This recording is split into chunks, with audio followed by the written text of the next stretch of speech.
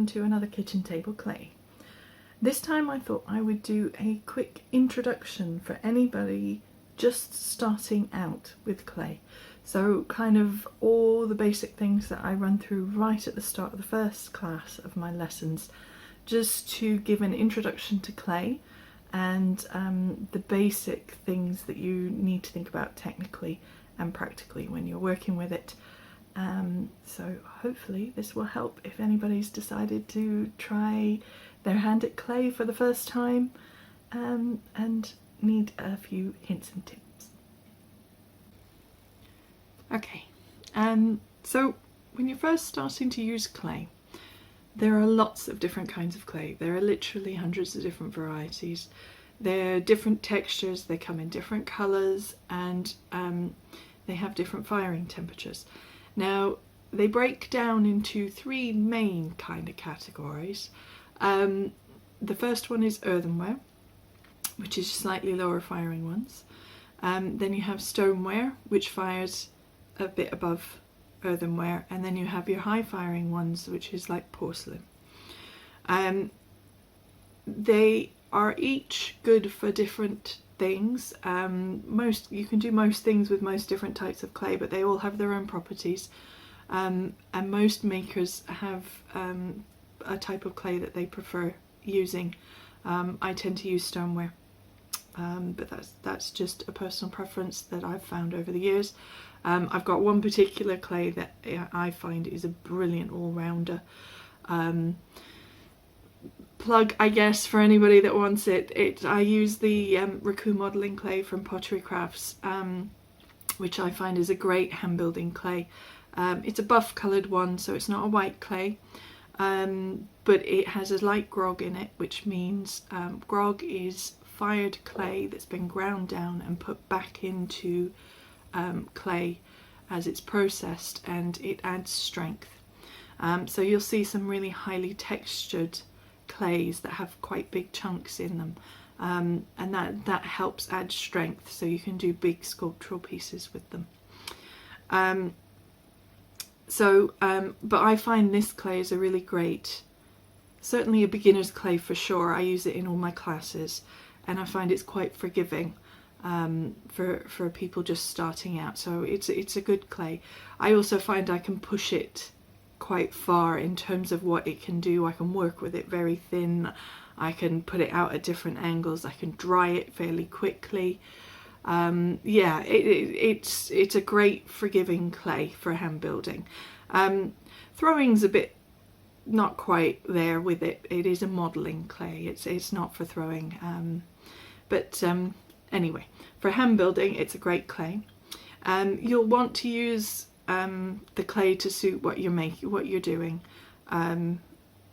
for what you're making. So that's the first thing. Any clays, the things to watch out for, or the big thing to watch out for, is catching air pockets or air bubbles in the clay. So if you've got any, you're working with any clays and you've got little folds over, be careful not to actually fold the clay over. And because that has the potential to catch air in it. If you're making things hollow, which I will say you should make things hollow, you don't want clay more than, I would say this clay I can get away with for about an inch thick. As a general rule, you want to try for about a centimetre as your kind of maximum one. So this one's kind of 2.5 centimetres, but generally try and aim for about a centimetre as your maximum, just to be safe.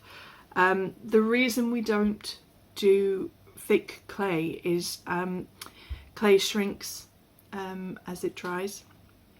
And if you have a really big thick piece, if you dry it too quickly, what will happen is the outside will dry much quicker than the inside, obviously. So the outside will shrink, but it won't have anywhere to go because the middle is still at the bigger size, so it will start putting cracks on the outside. The other thing is, when it goes in the kiln, if it's a big piece like this, it's quite possible that the middle won't dry out completely, which means it'll still have some water in there. And of course when you put it in the kiln, water gets hot, turns to steam, it's got to go somewhere, so it will force its way out and it will break the piece. It's the same issue with catching air inside of anything. Air is obviously, clay is, like I say, you fire, clay shrinks. Air of course expands when it gets hot, so when it goes in the kiln, the air gets bigger, it's got nowhere to go, so it will find a way out. With big air pockets, so say you do a pinch pot pebble shape or a round shape and forget to put a hole in it, basically you will put an explosion in the kiln, and it doesn't just go gently, it will go boom and it will take out other things on the kiln shelf around it if we're not careful. So please watch for air pockets. Most of the time it's just a little air bubble that you'll catch, and you'll know it because you'll just get a crack, or a piece of your clay will just break off in the kiln, and it won't damage anybody else's, and it's all fine. It is just when you forget to put the holes into pieces that have a big air pocket on the inside that the problems really start. So when you're handling clay, your hands are quite warm, and you're drying the clay out every time you handle the clay, so try and keep handling it to a minimum.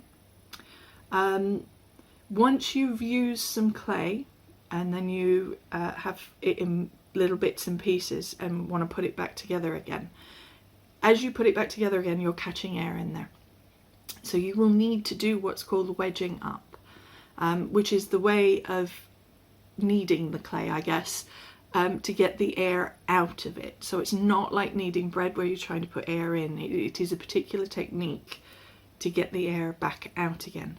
I have done a video on that, so please check it out before you reuse your bits. I'd suggest the first time you make something, you just make something with your block of clay.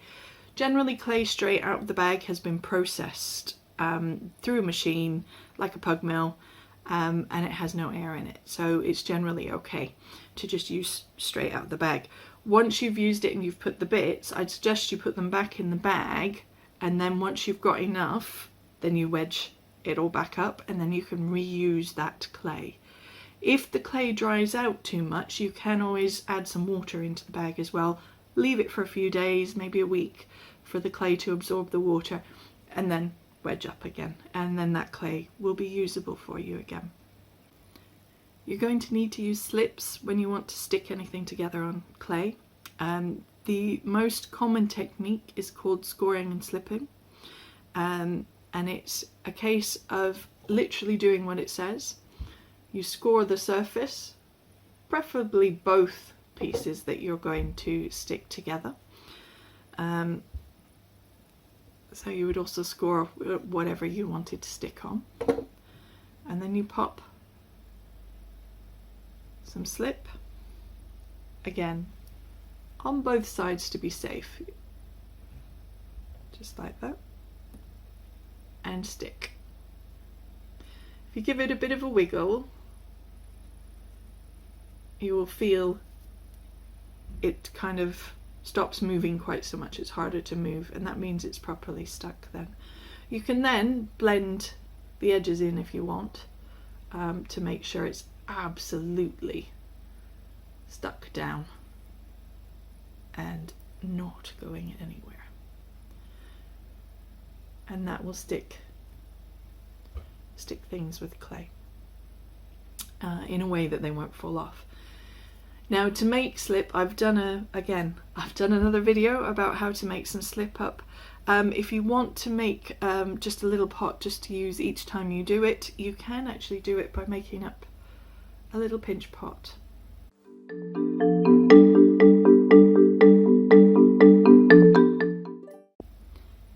And then putting some water in the middle and a brush, and just mix. Keep the pinch pot quite thick around the outside, because obviously you're mixing in the clay into the water, so you're wearing away the outside to make slip in the pot. And you can just literally use that from that then, and at the end of the session you squish that up and put that back in the bag. That's also got a bit of wet in it, so if you've got any dry bits of clay left over, actually putting that in the bag will help, because it will add some moisture back into the dry bits. Okay, so in case you're not sure of it, the firing process is for clay, to turn clay into ceramic. The normal process is a 2 firing process. So you would first make your piece from the malleable clay, turn it into whatever you want to make, then you let it dry out completely so there's no moisture left in it, or actually there's a little bit, but as dry as you can get it. Then that goes in the kiln for a first firing, which we call a bisque firing or biscuit firing. That then comes out, it's a slightly lower firing, so it comes out where it's still porous. This makes it the perfect point to do your glazing. So you can paint on your glazes, you can dip your glazes, you can spray glazes on however you're going to do it for what you're making at that point.